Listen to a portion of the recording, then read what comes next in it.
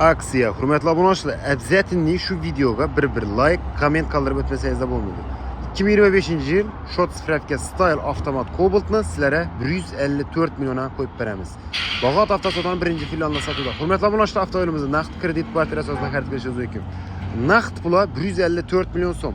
Üstüne gelsangiz yana azroq ko'p emas, 500 million so'm, 400 million so'm qo'llanganicha xayrani o'tib beramiz, xudo xolasa.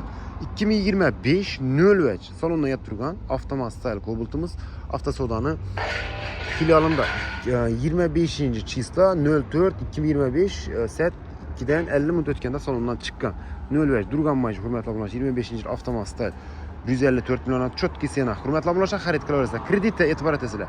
35 milyon bilan do'lab beramiz, elektron 4 milyon 100'dan 5 yilga kredit chiqadi. Kredit bo'lsa baho o'zgaradi. Hurmatli obunachilar, tavsiya etaman, kelib shu mashinalarni xarid qilishingizni qo'ldan kelgancha qo'yib turibmiz.